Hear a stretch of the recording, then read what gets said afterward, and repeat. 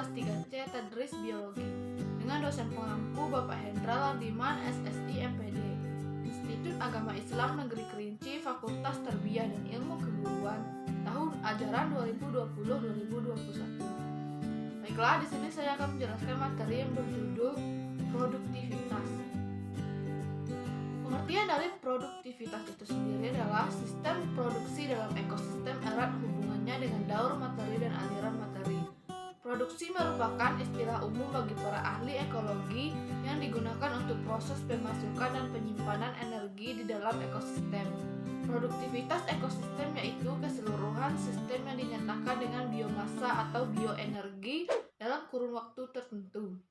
Produktivitas ekosistem merupakan parameter pengukuran yang penting dalam penentuan aliran energi total melalui semua tingkat trofi dari suatu ekosistem. Produktivitas merupakan parameter ekologi yang sangat penting. Produktivitas ekosistem adalah suatu indeks yang mengintegrasikan pengaruh kumulatif dari banyak proses dan interaksi yang berlangsung simultan di dalam ekosistem.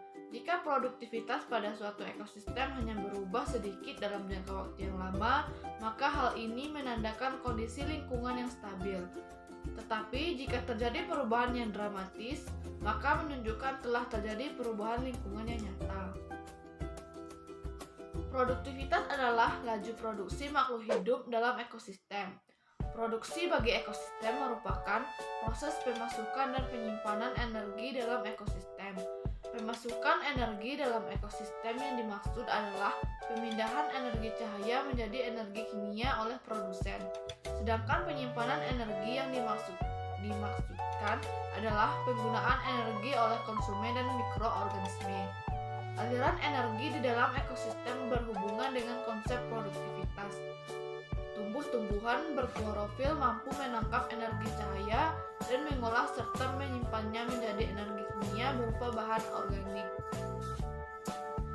Adapun jenis-jenis dari produktivitas. Produktivitas merupakan laju pemasukan dan penyimpanan energi dalam ekosistem. Produktivitas dapat dibedakan menjadi dua, yaitu produktivitas primer dan produktivitas sekunder. Produktivitas primer merupakan laju penempatan energi yang dilakukan oleh produsen. Produktivitas primer dibedakan atas produktivitas primer kasar atau bruto yang merupakan hasil asimilasi total, dan produktivitas primer bersih atau neto yang merupakan penyimpanan energi di dalam jaringan tumbuh-tumbuhan. Produktivitas primer bersih ini juga adalah produktivitas kasar dikurangi dengan energi yang digunakan untuk respirasi. Adapun faktor-faktor yang mempengaruhi produktivitas ekosistem antara lain yang pertama suhu.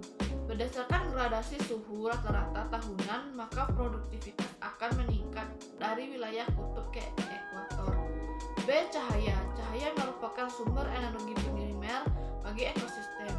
Cahaya memiliki peran yang sangat vital dalam produktivitas primer, karena hanya dengan energi cahaya tumbuhan dan fitoplankton dapat melakukan fotosintesis. C. Air, curah hujan, dan kelembaban.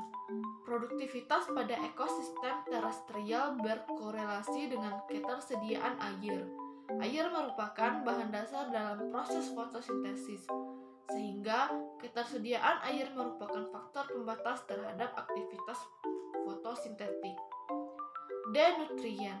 Tumbuhan membutuhkan beragam nutrien anorganik, beberapa dalam jumlah yang relatif besar dan yang lainnya dalam jumlah sedikit.